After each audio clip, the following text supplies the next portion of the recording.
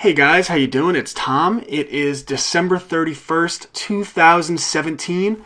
Hard to believe another year has come and gone. For me personally, it's been a very rewarding year, a fantastic journey. It's rewarded me both spiritually and intellectually. I launched my YouTube channel this year, and by my measure, it's been a fantastic success. I know I've been able to reach, even if it's a small number, I've been able to reach people and touch them intellectually, spiritually. I've been able to inspire people to show them that they have endless potential, that each and every one of us has so much to offer the world. Never let anyone tell you what your limits are. Never let anyone tell you what you are or not capable of. The only limits that we have are the restrictions we put on ourselves, and so often we allow other people to convince us what those restrictions are. Since it is the last day of 2017, I wanted to take some time to analyze the year that was. In order to do that, let's look at where we came from.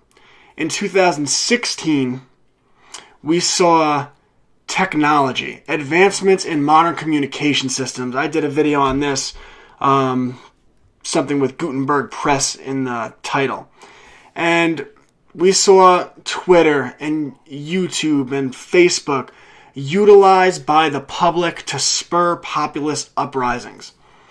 Donald Trump, like him or not, was not the establishment's candidate of choice, but through Twitter, through YouTube, through Facebook, a populist movement was able to get Donald Trump elected, which is why we saw the pullout from the Paris Climate Agreement, which is why we saw the ending of the TPP, to a global trade deal and a global agreement that were going to take away American sovereignty and further the corporate global government that silently controls America and most of its politicians in the background. We saw the same thing with Brexit, where the people of England voted to actually leave the European Union. Again, it's a corporate global government, and the people voted, we want out, we want our sovereignty. These two populist movements were, and whether they're actually implemented the way, especially Brexit, the people voted or not is irrelevant. The point is that these were populist movements made possible by advancements in modern communication technologies, Twitter, Facebook, YouTube, and so forth. So naturally, in 2017, I think the big story was the pushback against the free flow of information. Around November of 2016, going into 2017, we saw Hillary Clinton, Barack Obama, the mainstream media, the establishment, including on the right, John McCain, all these people, call for a pushback against what they tried to label fake news. And they tried to hang anyone who wasn't mainstream media with the term fake news. But of course, the problem with the mainstream media is their lies kept getting exposed by the alternative media, and now they don't want the term used. Oh, don't use fake news because that's what they are. And that's what these technologies have allowed us to do. But we saw the natural pushback against the free flow of information on Twitter, the free flow of information on YouTube, the free flow of information on Facebook. Twitter, we've seen the purge coming where they're ending people's account for what they deem to be hateful speech. But who decides what is hateful? Because I could point out a lot of establishment narratives that come off pretty hateful to me. I mean, every other day we see articles about how white people are the cause of all the problems in society, how white people should be killed. And Twitter has no problem with this because that fits the establishment narrative of pinning white people versus minorities in a divide and conquer strategy. YouTube, we saw ADL, the ADL put in charge of censoring controversial content on YouTube. Of course, controversial is anything that goes against the mainstream media's narrative, and we've seen this on both the right and the left. People that supported Bernie Sanders, their accounts shut down. Facebook, they changed the algorithms. They put a special warning when you click on certain articles. This may contain fake news. They've since removed that because people actually realized that articles that said this may contain fake news were more likely to be accurate than anything coming from CNN or the mainstream media, because everyone knows, who pays attention knows, they are real fake news. In fact, I don't even like the term fake news for the mainstream media. They are what they've always been. They're corporate government propaganda. And the alternative media has been able to expose that. So we've seen the pushback against fake news, the censorship, and it really signifies the war between the truth and the dying establishment, and that's symbolized by the dinosaur, the dying, going extinct dinosaur mainstream media. The next thing we saw in 2017 that I think is pretty significant is the public silence about the increasing spy state. We saw a push for the renewal. I'm not even sure if it got renewed at this point. I'd have to check. But the push for the renewal, USA Liberty Act, Section 702. Basically, this allows the intelligence agencies, the NSA, the CIA, to spy on any phone conversation, any communication with people from another country. But the way the world works through 6 degrees of separation, that actually gives the spy agencies full authorization. It's unconstitutional, but apparently that doesn't matter. Full authorization to spy on pretty much every person in America, because through 6 degrees of separation, we are pretty much connected to everyone in the country. So it's a backdoor way to spy on all Americans and to subvert the Constitution. And we saw Senator Rand Paul and a few other brave senators fight back against this. The mainstream media doesn't report on it at all because they don't want you to know that it's even happening. They don't want a public discussion, because if enough people realize how big of a deal this is, and we know it's a big deal because we've documented people like Michael Hastings, people like Seth Rich, who find out dirt on powerful people, try to expose the truth, and what happens? They get assassinated. That's only possible. That's made possible because there's this gigantic spy state, Big Brother, George Orwell, 1984, that sees everything that happens. So we've seen public silence regarding the ever-expanding spy state, something I find to be very disturbing. We've also seen a disturbing trend of the public acceptance of artificial technology, artificial intelligence, Amazon's Alexa, Google's Cortana, this public acceptance to bring the spy state into people's homes, to allow Alexa to be in your home, recording every conversation you have, where powerful people can get dirt on you, they can find out what you're up to, and if you do anything that steps out of line, that goes against the government, that goes against whatever the corporate power structure may be, then you are now at risk. And people are bringing the Alexa, they're bringing Cortana into their homes, no questions asked. So between the USA Liberty Act and the pretty much uninhibited expansion of the corporate government spy state, with people bringing this technology right into their homes, it's a very disturbing trend. Speaking of advancements in technology, it's a back and forth, it's a constant battle. And one of the positive things I saw, something I'm very excited about, is the rise of blockchain technology and how it has the potential to change the world. And this is seen by Bitcoin, right? Bitcoin, for those of you not aware, it's ran on or made possible by blockchain technology. And what this technology does is it creates a running ledger through, essentially, I might not be explaining this 100% correct, but essentially through different computer networks all around the world.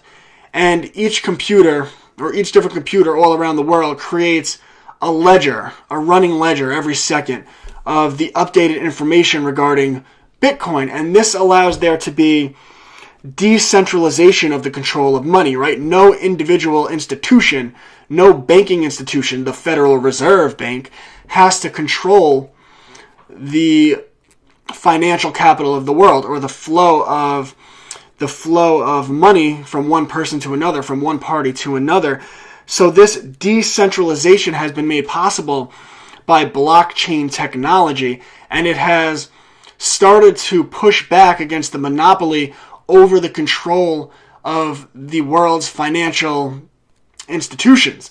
And this is a very promising development. If you really dig deep into things, we're presented as if politicians control governments, politicians control the world, but the world really is an oligarchy controlled by a combination of corporations, the government, and the bankers. And the bankers may be the most powerful of all. The original Rothschilds has a famous quote of, "Give me control of a nation's wealth, and I care not who makes its laws." So the control of money is very powerful, and the decentralization of that control of money has the potential to change the world, not just financially, but also politically. So this is a very positive development, and that brings me to my hopes for the year 2018. My prediction, maybe we'll call it a prediction, maybe we'll call it my wishful thinking, is that we can keep developing this blockchain technology and expand it to other institutions, to other areas. One of my followers, a homeschooler, amazing person, recently commented on one of my videos that what if we could use blockchain technology to facilitate some type of mass homeschooling movement? Is it possible? I don't know, but the possibilities with this new technology are endless. I just watched a video that discussed a new coin that's being launched. Maybe not a new coin, but basically the idea behind it is to use blockchain technology to take the insurance companies out of automobile insurance. Could this idea work? I don't know. Could this idea, if it does work, be expanded to health insurance so that we don't just take the government out of insurance, we take the government's say out of it. Imagine the power behind that. We're already doing it with their financial institutions. This blockchain technology, I predict it's going to expand into other industries, and my hope is that it continues to push for the decentralization of almost everything so that government cannot rule people. Speaking of blockchain technology, speaking of decentralization, will decentralization take place to the point that governments no longer control populations? We already saw this year the Catalonia independence movement, where the people of Catalonia tried and failed to declare independence from Spain. And of course, this is very important, right?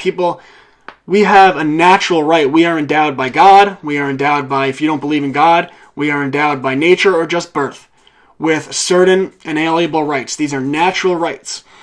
The example I always give, you were born, you have the ability to speak, so if that ability is taken away, it's because an immoral force is preventing you from speaking, that immoral force almost always being the government or the corporate government with Twitter censorship and whatnot. We saw Catalonia, and today we saw the movement, the protest in Iran, where the people of Iran, at least it looks like right now, a grassroots movement where they're fighting back against their totalitarian government. Can blockchain technology and decentralization further empower movements like this? Because if they can begin to spur independence movements throughout the world. And don't conflate what I'm saying. I'm not saying that America should intervene in these movements, at least militarily. But we should, as a people, support other people spiritually, possibly economically, and with things of that nature to break free from totalitarian governments, to push toward freedom, toward democracy, toward decentralization. Because we are a world connected, but we don't want to be a world connected the way the corporate global government wants us to be connected, where there's a small group of rich, powerful, influential people who govern over the whole world. That's what the that's what the TPP was about. That's what the Paris Climate Agreement was about. That's what all these global deals are about. It's about setting up a global government. That's what the European Union is about. We are globally connected, but we should be using our technology that we have as a people to fight back against the government structure. And we should connect globally to other people. Use our financial choice, right? You vote with your dollar, and hopefully use this blockchain technology and use communication technology to spread a message. What I'm doing right now, I hope people around the world see this. They won't see it in Iran right now because as of a few hours ago, their government shut down the internet in Iran because the control of information is power. So right now, imagine if that blockchain technology could be used where the internet can't be shut down, right? Imagine if Iran's government can't shut down the internet, and now people like me can reach people in Iran, and we could talk about natural rights and how government has no divine right from God. Government has no calling, no moral or ethical justification to rule over the people. It is the people who grant government certain powers, basically to enforce contract between different people. Maybe blockchain technology can even be used to enforce those contracts one day. Maybe we can get rid of government altogether if we use this technology in the right way.